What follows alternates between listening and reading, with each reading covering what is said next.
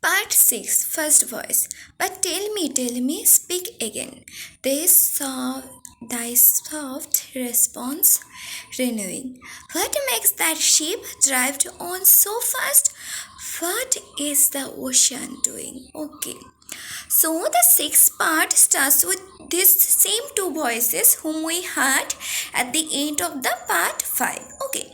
At the end of the part 5, we heard that when Mariner was conscienceless, he heard two voices whom he remembers when he came back to his senses. Okay, so these two voices. Now, while he was conscienceless, he heard these two voices, and after coming back to consciousness, he is remembering these two voices. Okay, so we earlier saw that he remembered one voice said that this is the same man who had killed the albatross, and he has put a curse on himself. This is first voice said. Second voice said that he had done a penance and more have to do. Like this is what we did till now. Okay, now in the next part we would be seeing that what other the thing these two voices has said in addition to the things they already told in the part 5. Okay, so let we begin it. Okay, so if you are new to Let Nose Pro, so then for your kind information, I would say that this is part of our this Rime of the Ancient Mariner series, where I have covered till part 5, and today I'll be doing part 6. This is available in my channel playlist. Go there, click the playlist. If you click the playlist, it will be easier for you to get all the videos in sequence. Okay, so and again, those who are new will subscribe the channel. Such series are definitely helpful for you all. Okay, so try to be connected with us for more videos like this. Okay, so the first voice says, but tell me, speak again. So the first voice says that tell me, speak again. Thy soft response renewing. What makes that ship drive on so fast? What is the ocean doing? So the first voice says that continue speaking. Your soft voice should be continued. I already told the second voice was very soft. Okay, it was a voice of kindness, mercy. It was very soft voice. So the first voice says that continue speaking. Let the soft voice renewing. What makes that ship drive on so fast? He asks that. We had already seen that the ship wasn't run by wind. Then how the ship was running and even so fast? How the ship was driven so fast? What is the ocean doing? What was done in that ocean? Okay, this is the question being raised, that why the ship was moving so fast. Okay, this is the question raised by this first voice. Now let us see the second voice's answer. Second voice says, still as a slave before his lord, the ocean bath no last. His great bright eye most silently after the moon is cast. So, like it says that this ocean was moving because it was slave. It was a slave to his lord. This ocean had nothing but his upright eye most silently. He was forced to obey. He was obliged to obey. Why it is? Because he had to be. He is a slave to the person who was running the ocean. And who is this? This is moon god. You do know related to this sea, that how the sea water, sea water, there's waves and all. There's this thing you had read related to moon and this gravity and all, you have already studied. So this is what it says, it's a slave to his lord, and this is the moon's cast. If he may know which way to go, for she guides him smooth or grim. See, brother, see how graciously she looketh down on him. Okay. So it's like the sheep was guided by this moon, who is she addressed as a goddess, moon goddess. You must have read even in mythology too. I was talking about science, but this is available in mythology too, in different mythology, especially in Greek mythology. You have heard about this moon goddess. She guides him smooth or grim. See, brother, see how graciously she looked down on him. Okay, so it's like that this moon goddess has showed a mercy on him and put a grace of herself on him. Okay, this is a kind of a thing. Then again we would be having the first voice. Okay, so the first para, first voice raised the question, and second para, which was continued till the third para, there we saw what the second voice gave answer. Okay, again we will come back to the first voice. First voice says what? But why drives on the ship so fast without or over wind?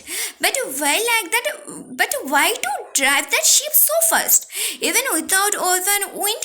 Second voice now gives like what the reason of driving the ship so fast? It could have been slow. Well, there was no danger, nothing. Like there was danger in the sense like that the waves were still. Okay, it wasn't something like the ship would be drowned. Okay, so the second voice says the air is cut away before and closes from behind. Fly, brother, fly, more high, or we shall be belated. For slow and slow that ship will go when the mariner trance is abated. Okay, so it says that that ship will go slowly. Okay, so like it will go slowly, but it won't go slowly now. Okay, it would move now first because the mariner is in trance. He is conscienceless, or he is not in his senses, so he is being charmed too, we can consider. So this, due to this, that ship would move now freely because it is now not under any gaze, so it has full motion. It will go, and once the mariner awakes, what happens? Then that ship will go slowly. Okay, this is what we are seeing here. I hope that much is clear that we are experiencing it. It happens, okay, in the train journeys too. In night, train basically goes very fast rather than when it is in a daytime. Okay, this is what we were sailing on as in a gentle weather. It was night, calm night. The moon was high. The dead men stood together. Okay, so now the mariner awake up. Okay, so he is now in his conscious. He awakes, and he saw the ship was moving as in a gentle weather. Weather was gentle. It was night, and how the night was calm. The moon was at high, and the dead men stood together, like the dead people were doing their work like a machine. They were not the living being. They were like the few sort of angels came on their body and controlling it. That we have seen. So all stood together on the deck for a charnel dungeon fitter, all fixed on me their stony eyes that in the moon did glitter. Okay, so all stood together doing their works and doing whatever on the deck for channel dungeon fitter, all fixed. So they all were together. So they were still looking at that mariner, and somehow the curse on their faces hadn't faded till. Okay, because they blamed that mariner. Still they are blaming that mariner because due to that mariner actions they lost their life. No, so this is what he found on that mariner, on that ship people's faces. Okay, so the pain, the curse which they died had never passed away. I could not draw my eyes from theirs, nor turn them to prayer. It's like that the pang, the curse still hadn't left. Okay, it feels like that they are still cursing him, and he can't take his eyes away because from them he can't, because he too feels the guilt, and whenever he is seeing them, his guilt is rejuvenating, his guilt is becoming more prominent. Okay, so he even can't see anywhere else other than them, and even can't pray. Okay, now this spell was snapped. Once more I viewed the ocean grain and looked far forth, yet little saw of what had else been. So for some time he couldn't see away from this dead people, and their gazes were cursing him. but somehow his spell was taken away. He now can see beyond of these dead people and see outside, where he found the ocean was green and looked far for a little, so what else have been seen. So I saw a little bit. Okay, so look, one that on a lonesome road doth work in fear and dread, having once turned round works on trance no more, he said, because he knows a frightful friend doth close behind him tread. So it was a lonesome road. There was another ship available. If it was available, they might have saved earlier. Okay, because this is the disaster, this is the curse they brought on them. So it was a lonesome road doth work in a fair trade. It was quite fearful too, having once turned down works on turns no more, he said, because he knows a frightful find doth close behind him tread. So he is not expecting someone even to save him, although he is grateful that supernatural being is helping, but still he do not expect anything more, because he knows somehow the curse is there, and frightful find mean a kind of an enemy he has made and who is behind him. But soon there breathed a wind on me, nor sound nor motion made, its path was not upon the sea, in river or in shade. So soon a kind of a gentle air fallen on him, nor sound nor motion made. It was soundless, that's why it was gentle. Okay, its path was not upon the sea in river, although the wind fall on him, but not on the sea. It raised my hair. Okay, it fall on his hair, so the hair definitely moved, but it did not make any sound. Okay, it raised my hair, it fanned my cheek like a meadow gale of spring. It mingled strangely with my fears, yet it felt like a welcoming. So this air gave him a quite of a gentle kind of a feeling.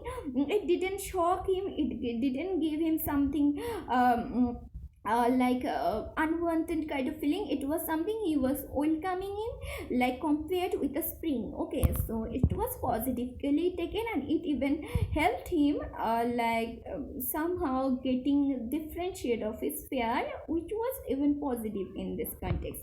Swiftly flew the ship, yet she sailed softly too. Sweetly blew the breeze, on me alone it blew. Swiftly. Okay, slowly and swiftly and steadily the ship was moving, moved by this moon goddess, that's why she, and swiftly the breezes air was on him. Okay, so oh, dream of joy, is this indeed the lighthouse top I see? Is this the hill? Is this the kirk? Is this mine own country? So, like he when he saw now outside, he saw it's his own country. Okay, he can't believe. He is like, is it a dream? He is seeing a kind of a happy dream which is never meant to be fulfilled. So, dream of joy, is this indeed the lighthouse or the hill or the kirk of his own country? It's like these are the landmark of his country which he is seeing, and he is now confused, is this his country? Okay,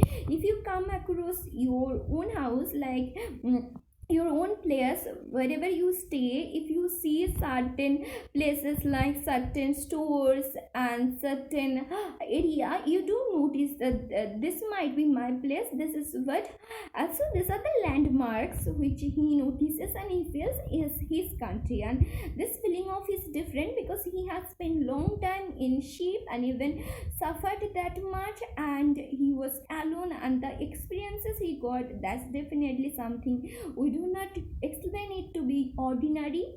This is inner nature extraordinary, inner nature supernatural, inner nature something which will break your heart, make your heart, and even drive you towards insanity. Okay, we drifted over the harbor bar, and I with sobs did pray, oh let me be awake, my God, or let me be sleep away.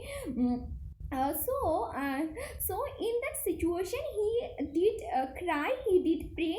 While crying he did pray, and in praying what he said, that if it is a dream, as he considers it to be dream, he does not expect himself to be back in his country as a situation after his actions and all.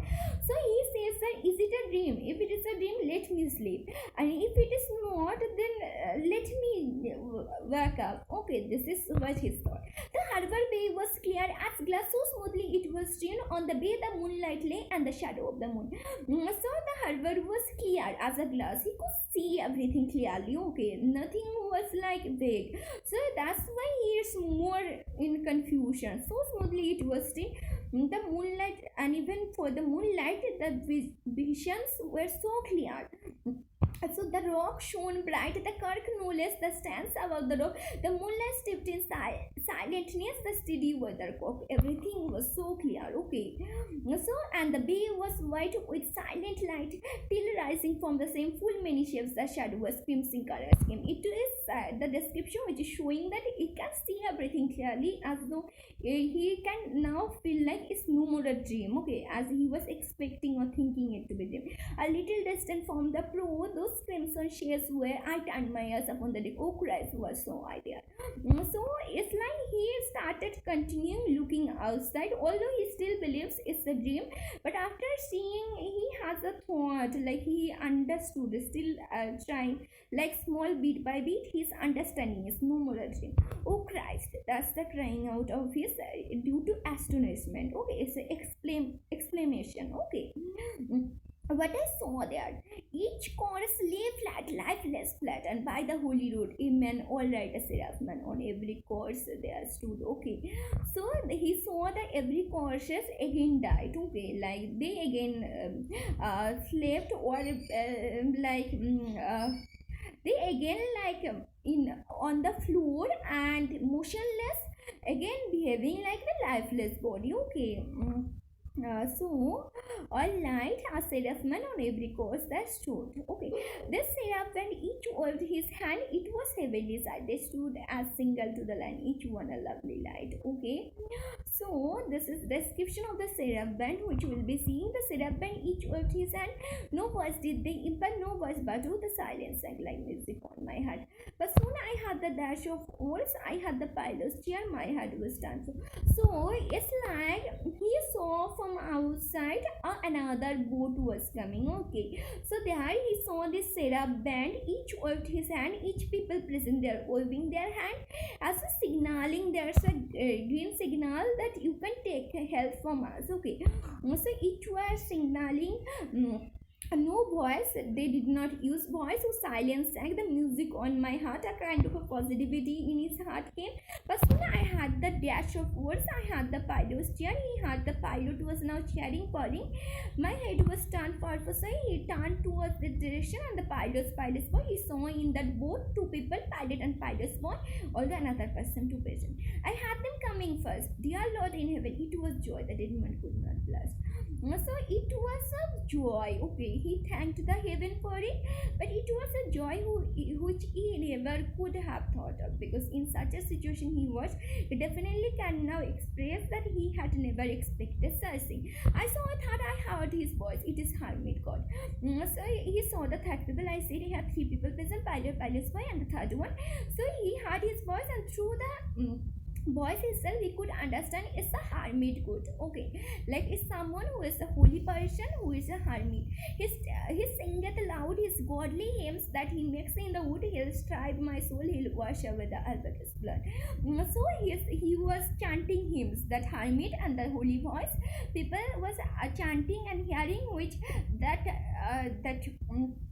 mariner felt now all the curse might be taken away from his heart, from his shoulder, and how it would be. He thought, this holy man, if he once heard my confession, as it is thought by the mariner, once he can wash away his all the guilt in front of this holy people, then maybe the albatross's blood would be lifted from his heart and from his mind, and he will be freed. Okay, this is what we see in the part 6.